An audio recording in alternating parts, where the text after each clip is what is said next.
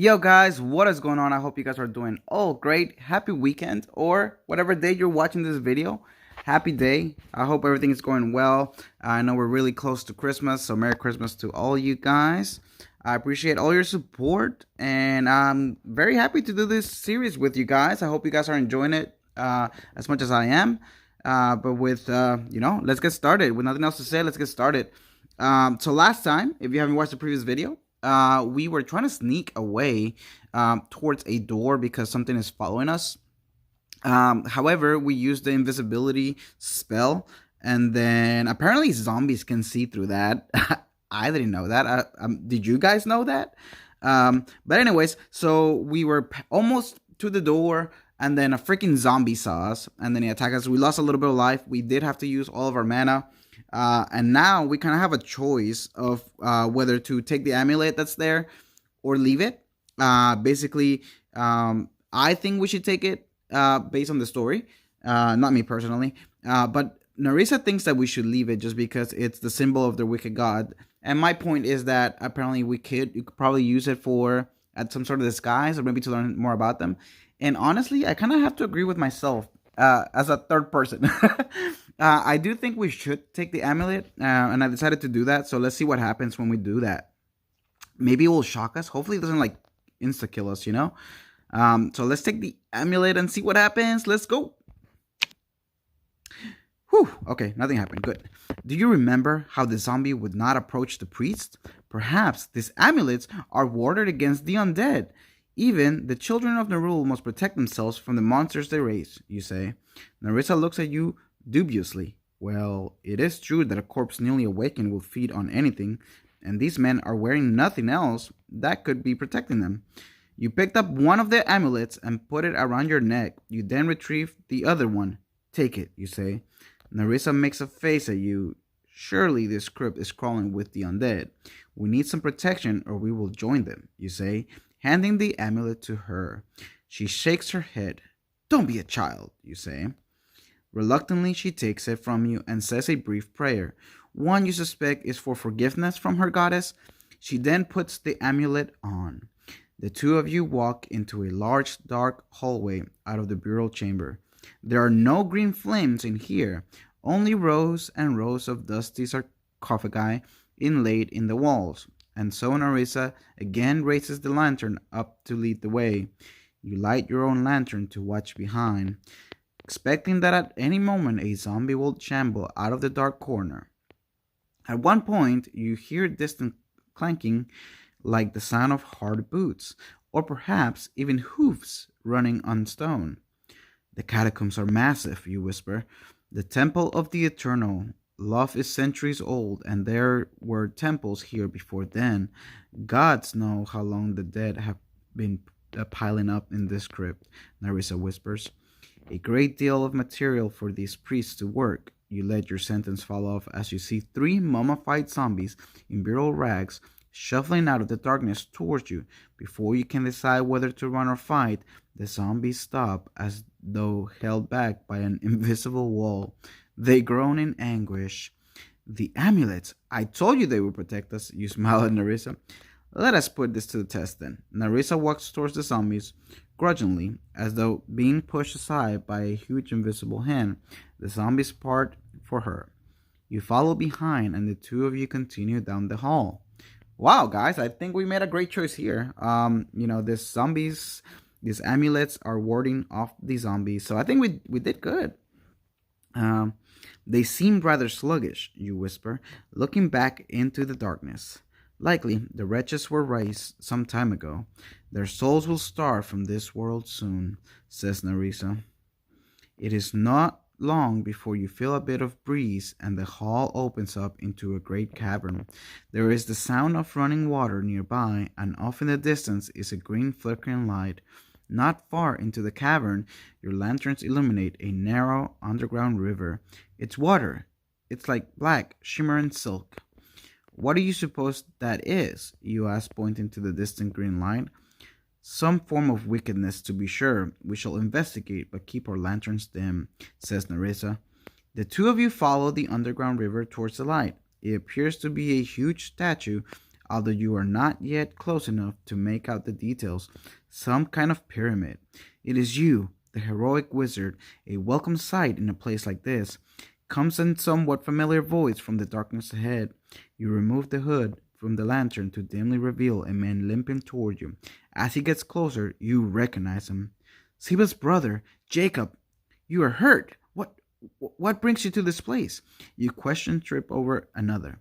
To find my sister, he answers as he lurches forward, nearly tripping in his haste. You cannot see his feet in the rocky ground, only the clopping sound of the hurried steps. He seems rather jolly for a man in a crib. And what are those dark shapes behind his back? Are those wings, you wonder? What do you do? Ooh, so it's supposed to be Siba's brother, but based on this, he doesn't seem like that's really him. Um, I feel like if we speak to him more, we might be in trouble. But if we attack him and it really was him, then we'd be in a lot of trouble too. I mean, I guess nobody really saw us except it will be just like a mental guilt. Um, what would I do in this situation? What would you guys do? Let me know in the comments. This one's a tough decision here because are those wings? What's behind them? I really don't know. What would Narisa say if we attack him? I don't have any mana, so I would have to use like daggers. So, tough choice. But I really think we should attack him. I don't really think it's him. And why is he looking for Siba? All right, I decided. Let's attack him. Of course, we don't have any mana, so wings.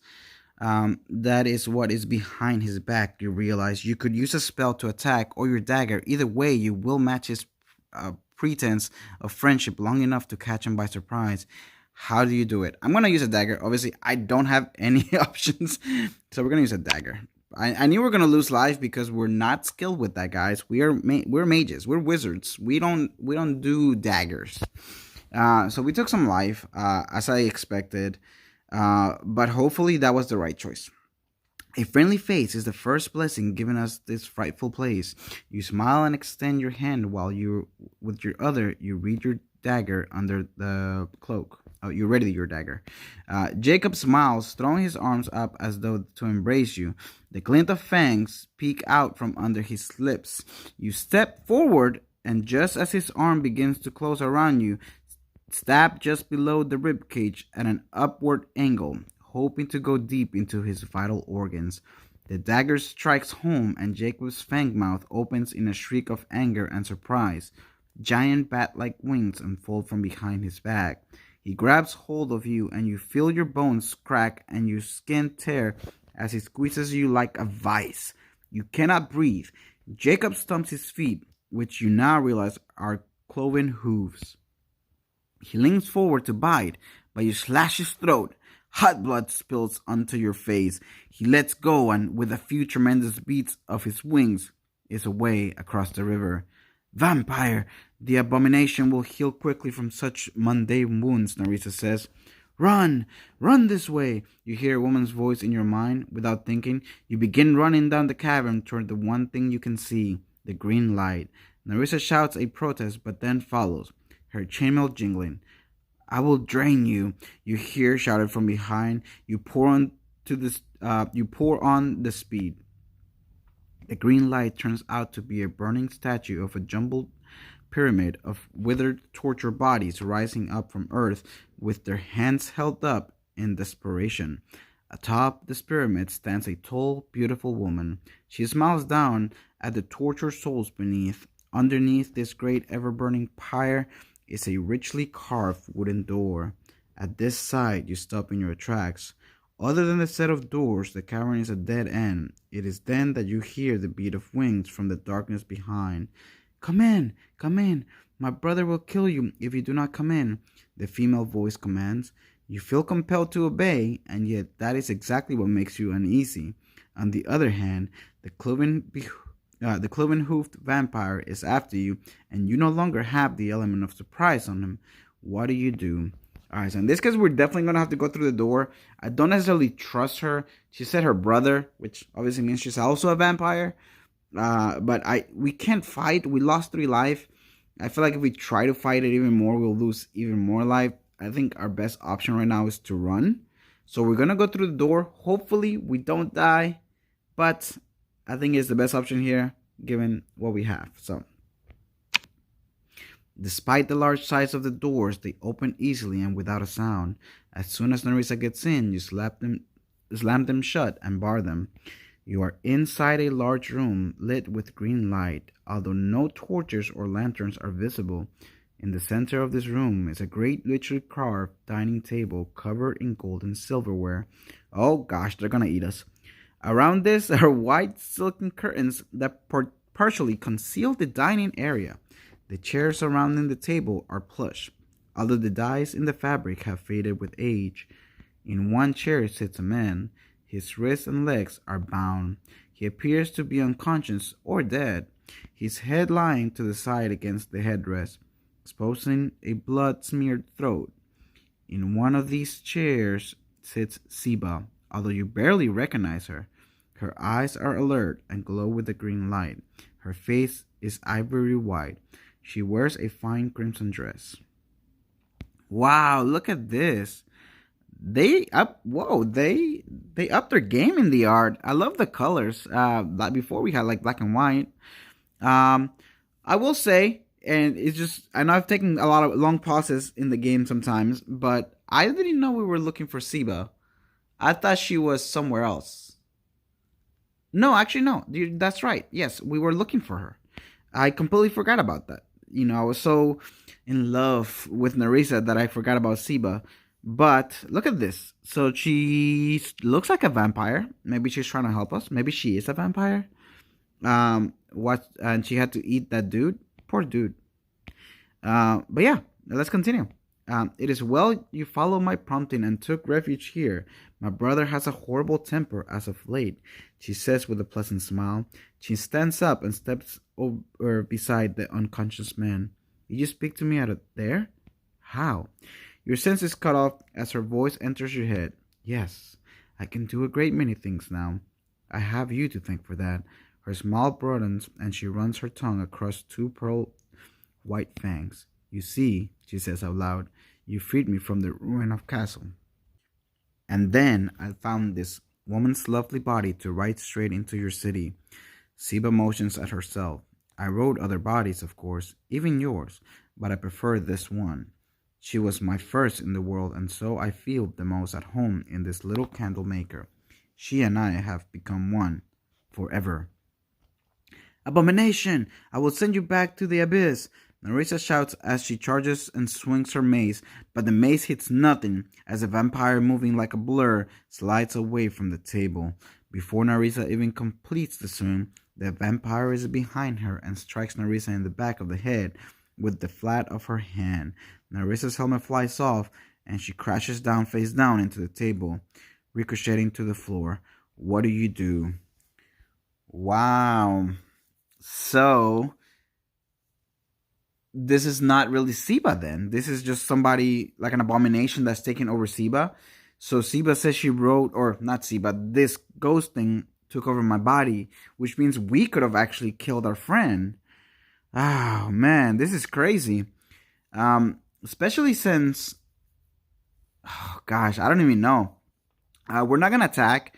Again, daggers or not, we're actually gonna plead not to kill Narisa.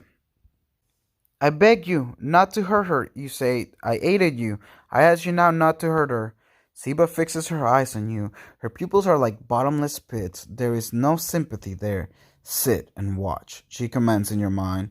Like a puppet, you do as you're told and take a seat at the table. You try to move to cast a spell, but you cannot will yourself to do so. Oh my gosh. This is awful. I hope Narissa is not gonna perish. Hopefully she doesn't do anything to her. I feel like we're going down a rabbit hole and probably gonna end up dead in this chapter again. That's definitely not looking good for us. But I'm kind of sad for Narissa if she were to die.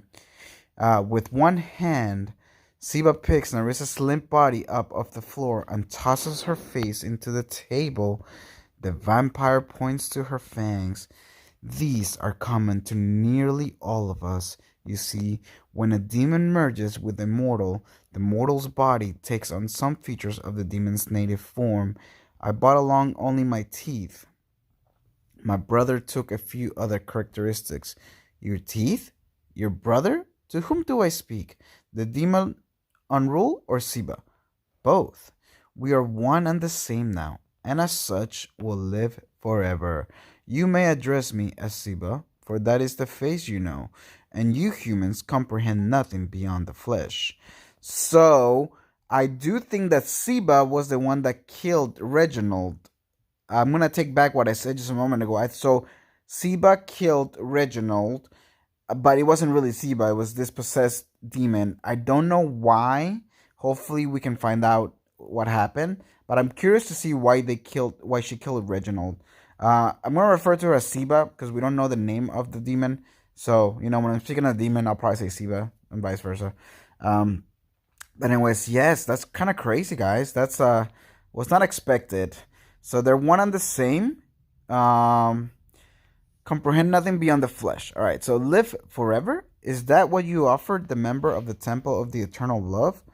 To some of them, and to many of those I have already made good on that promise, and a few who were not so willing, like my brother, who you just met.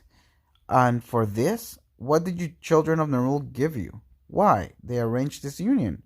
Siba gestures at her body. There are few vampires in this world, and none at all in this region. The children of Nerul performed the ritual needed to make the transformation, a transformation that nails me to this world. Of course, this was not their initial plan. Back at Castle Inverness, the children of Nerul were practitioners of petty rituals that eventually found my master's ear, and so he provided them some minor aid. The Book of Dirty Secrets, is this the aid you speak of? To write them such a book, you ask? Siba laughs. Book of Dirty Secrets, indeed, and yes, I did dictate its writing. She pulls from the folds of her dress the human skin bound book you had found at the castle. It is called a Siddhipa, or simply a black book, as it is commonly known. You see, we visit your world and many others as mere ghosts, lurking in the shadows of your most private moments. It is not uncommon for us to trade in such secrets with mortals. Nerul's children gave sacrifices to your lord in exchange for this book, you ask? Yes, a handful of the children of Nerul took up residence in that ruin and used it as their base for capturing human offerings to my lord. He, in exchange, sent me as his messenger of truth. Siba frowns. A humiliating task for me, to be sure, but for better to be here as a slave to those vermin than in the abyss. In any case, the children of Nerul assigned the castle Inverness were not so stupid as to allow me to roam freely. They kept me down in their dungeon, trapped behind their wards. But then something happened that they did not expect. Indeed, even my master did not anticipate. She laughs. You! When I left open the warded door, you escaped from your stall. And what does your demon lord think of you roaming our world of your chains, you ask? It is true, I am free, and yes, my master is very displeased. Naturally, I have not intention of returning. There are no amends I can make now, therefore I will defy the abyss at my leisure. And now, if you will excuse me, I have more of my brethren to bring over. With that, Siba leans down and sinks her teeth into Narissa's neck. You shout for her to stop, but your pleas only seems to make her suck and gulp faster. Oh, no, that's awful. Soon she stops, lifts her blood-dripping chin, and says, Tartarus, the schemer, I call upon you to take this flesh as your own. Gods, you killed her. Alathea will have... You are involuntarily silenced with a lift of Siva's finger. Oh, she's not dead. I do not offer Tartarus a soulless corpse. That would only create a beast, mindless with hunger. This child's soul tips on the edge of a knife. She bites down again, takes a gulp, and says, For a proper union, a soul must be weakened. Prepared, you might say, but not gone. This pattern continues. Siba, although you could just as easily call her unruly, continues to drink a little and then intones the demon's name. You want to shout on Arisa to fight, to not let the demon, this Tartarus, take hold, but you are paralyzed by Siba's demonic will. Finally, you see what you fear most. Narisa's eyes open. Tartarus, at last, Siba says as she stands up and backs away. Narissa smiles in response, her long fangs clearly visible. You then see something bulge out of the back of her chainmail. Narissa's face contorts in pain. She rips off her chain skirts. Out from the back of her tunic rips out two dark rods. Tartarus, you brought along your wings. An excellent choice, Siba laughs. The dark rods grow longer, much longer, and then unfold into huge bat-like wings. Now, Tartarus, you have lost much blood. You must be thirsty. Siba points to you. There. We all prefer live meats. As she says these words, you can now speak and move. Narissa! Kill her! Kill the abomination! You shout. Tears of blood well up in Narissa's eyes. She glares at Siba for a moment, but then looks again at you longingly. Do not waste your breath. Your beloved cleric has fused with the demon Tartarus, and Tartarus, in turn, is bound to me, his summoner. Siba walks over and begins stroking Narissa's long blonde hair. Tartarus, do as I say and feed on this fool. Make him one of us. The new vampire takes a step in your direction. You can tell she's torn, that the two halves of her soul must be warring bitterly. Nevertheless, you doubt what is left of Narissa can hold out long against a demon like the likely to be thousands of years old. What do you do? Oh, guys, I knew this was gonna end very badly. I'm hoping that Alathia comes through here, releases that, and we are able to escape. I highly doubt it, but I think this is such a great stopping point. I think this is kind of like, I can't wait for the next episode, honestly, like myself. So I figured it would also do the same effect on you guys.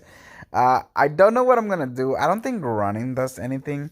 But I also don't want to just sit there. I feel like if we put prepared to be turned, I think that's when Alath is gonna come. If we run, I think that kind of takes us a different path. And honestly, with the spells that we've seen from Siba, I think she can just paralyze me at any moment. So running, it's kind of defeats the purpose. But I'm gonna let you guys just simmer on this and you know come back to the next episode. I hope you guys are doing great. Again, if you enjoyed this episode, which I made it a little bit longer, please make sure you hit the like, subscribe, and follow. Definitely helps the channel out and lets me know that you're enjoying the series, which allows me to do more. So thank you guys again. Hope you guys have a great week, and I'll see you guys in the next one.